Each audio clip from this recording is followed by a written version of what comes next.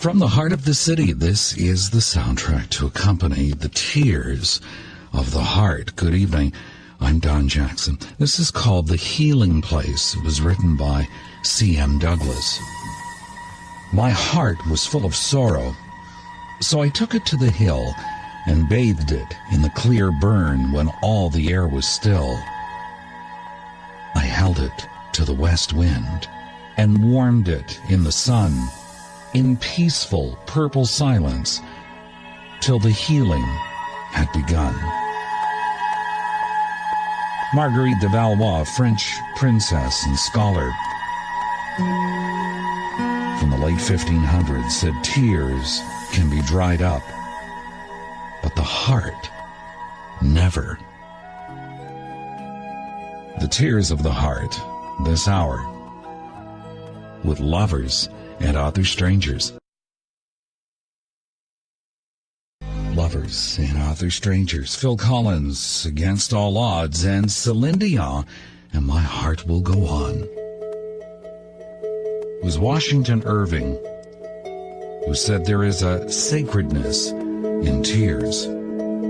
They are not the mark of weakness, but of power. They speak more eloquently than 10,000 tongues. They are the messengers of overwhelming grief, of deep contrition, and of unspeakable love. Lovers and Other Strangers. Lovers and Other Strangers. Norah Jones, Don't Know Why, and Wave, and Don't Say Sarah. Keats wrote, even like the passage of an angel's tear that falls through the clear ether silently. This is a traditional Vedic meditation. It's called The Roots of Your Tears. Let your soul lend its ear to every cry of pain, as a lotus bares its heart to drink the morning sun. Let not the fierce sun dry one tear of pain before you yourself have wiped it from the sufferer's eye. But let each burning human tear fall on your heart and there remain, nor ever brush it off until the pain that caused it is removed. Abraham Joseph Ryan said, some reckon their age by years, some measure their life by art, but some tell their days by the flow of their tears, and their lives by the means of their hearts. In this poem called Only the Human Heart by Ida Norton Munson, the robin never looks at last year's brittle nest, hushes his song, and feels grief tear his breast. Only the human heart holds close its dearest things, and bears the wounds, the scars their going brings. Lovers and Other Strangers. Lovers and Other Strangers. Counting Crows with Vanessa Carlton in a big yellow taxi, and Faith Hill and Cry. Lovers and Other Strangers returns. I'm Don Jackson. Romance set to words and music. Lovers and Other Strangers on 98.1 CHFI. Lisa Lam Spangenberg, in an article about wedding traditions featured in the December 89, January 1990 issue of Southern Bride magazine, wrote, one thing for which many a bride is thankful is her handkerchief, one of the truly useful objects she carries. A bride who cries on her wedding day is never supposed to shed another tear about her marriage. Interesting superstition. This is a poem by Vikram Seth. All you who sleep tonight far from the ones you love, no hand to left or right, and emptiness above, know that you aren't alone. The whole world shares your tears, some for 2 nights or 1, and some for all their years. Lovers and Other Strangers. Lovers and Other Strangers, Rod Stewart, Soul on Soul, and Lonestar, and I'm Already There. Edwin Markham wrote a poem some years back called Your Tears. I dare not ask your very all, I only ask a part. Bring me, when dancers leave the hall, your aching heart. Give other friends your lighted face, the laughter of the years. I come to crave a greater grace. Bring me your tears. Lovers and Other Strangers. Lovers and Other Strangers, that's Dido, not quite ready to wave the white flag, and Remy Shand and take a message. One of the tenets of Sufi teaching reminds us, when the heart weeps for what it has lost, the spirit laughs for what it has found. Dreamland, that's Black Box, and Roch Voisine. Stay tuned. Lovers and Other Strangers returns. I'm Don Jackson. Sit back, relax, and enjoy. This is Lovers and Other Strangers on 98.1 CHFI. We're in the heart of the city. Good evening once again. I'm Don Jackson. Heavy is love to carry, and light as one rose petal. The words of Carl Sandburg. This hour, the weight of love, with Lovers and Other Strangers. Lovers and Other Strangers, Corey Hart and It Ain't Enough, and Matchbox 20, If You're Gone. The Beatles sang, You've Got to Carry That Weight. Love should set our hearts free, lighten the load we've carried on our shoulders while waiting for it to arrive. And yet love itself can become a burden.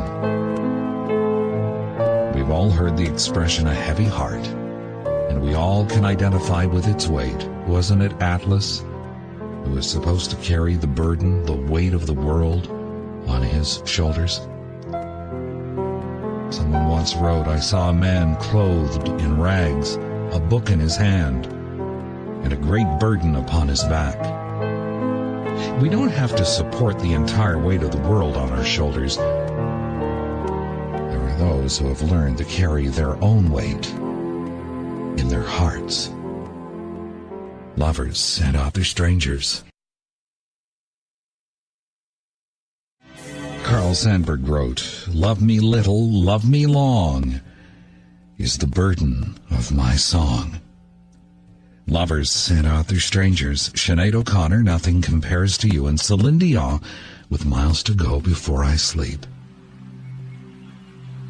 This was originally in the Journal of Humanistic Psychology. It was also featured in Leo Buscaglia's book Living, Loving, and Learning, published in 1983.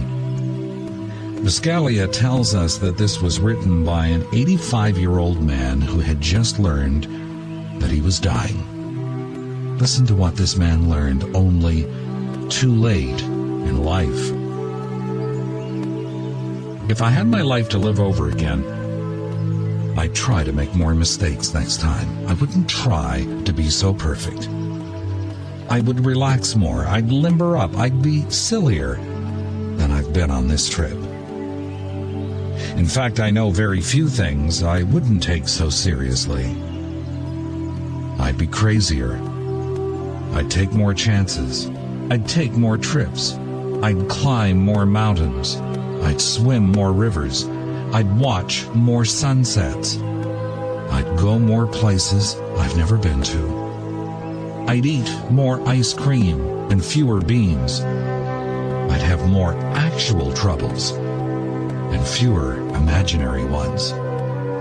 You see, I was one of those people who lived sensibly and sanely, hour after hour, day after day. Oh, I've had my moments.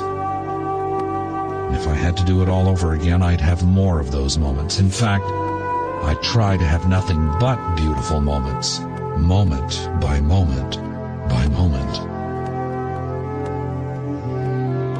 I've been one of those people who never went anywhere without a thermometer, a hot water bottle, a gargle, a raincoat, and a parachute.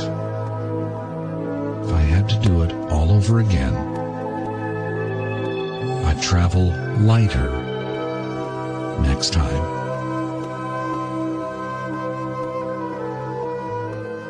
Lovers and Other Strangers.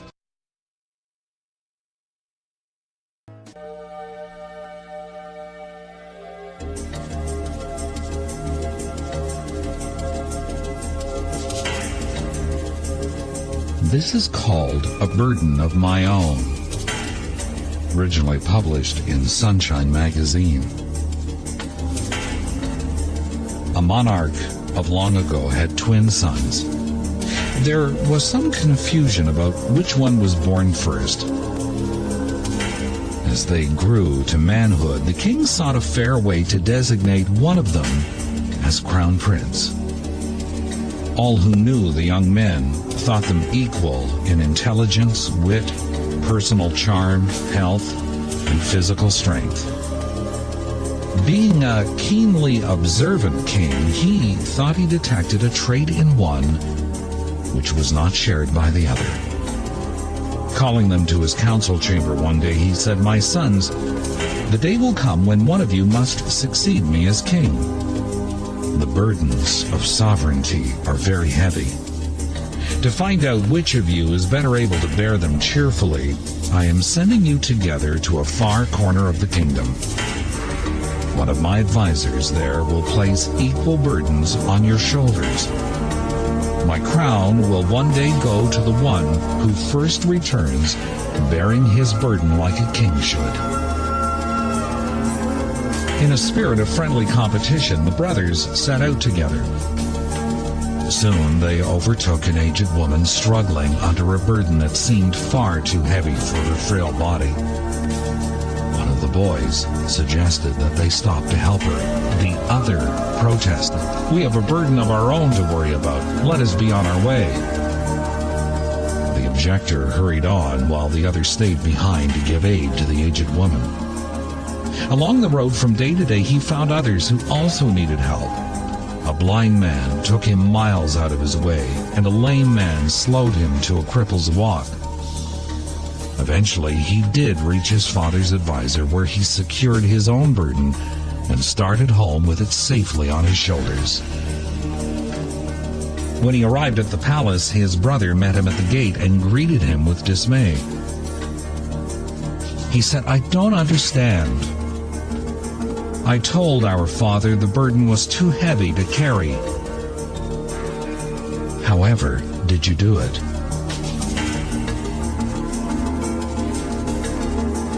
The future king replied thoughtfully, "I suppose when I helped others carry their burdens, I found the strength to carry my own." The writer of the story, Burden of My Own, from Sunshine magazine. You know, the best way to alleviate any burden is to help lighten another's load. Lovers and Other Strangers. Lovers and Other Strangers. That's Josh Groban and You Raised Me Up, and Mark Anthony and You Sang to Me.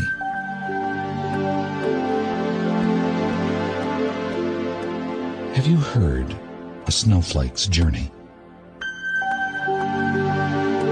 This writer begins gracefully falling from the sky, casting a silhouette of white over the land, making its descent upon the earth, changing in form, appearing as though it is taking part in a dance, delicately blending energies with the many contrasts of nature. Although its time here on earth is short, the beauty and tranquility it leaves behind in our memory will remain.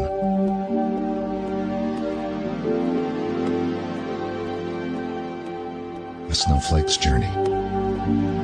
We may never be able to know the true weight of a snowflake or a delicate rose petal, but we've all felt the weight of a heavy heart. This evening, many different hearts, heavy with as many burdens.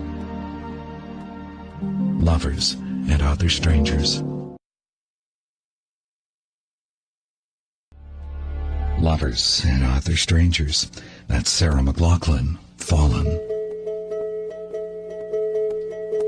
This is an excerpt from a poem by Longfellow called The Bridge. For my heart was hot and restless, my life was full of care, and the burden laid upon me seemed greater than I could bear. But now it has fallen from me. It is buried in the sea, and only the sorrow of others throws its shadow over me. Yet whenever I cross the river, on its bridge with wooden piers, like the odor of brine from the ocean, comes the thought of other years. And I think how many thousands of care-encumbered men, each bearing his burden of sorrow, have crossed the bridge since then.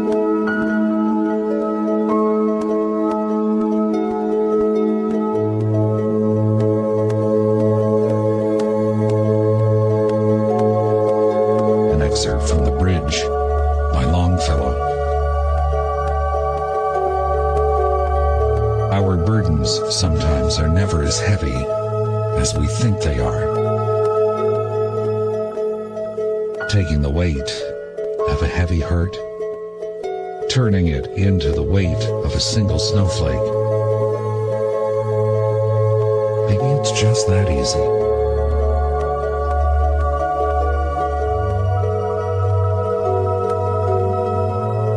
Lovers and Other Strangers.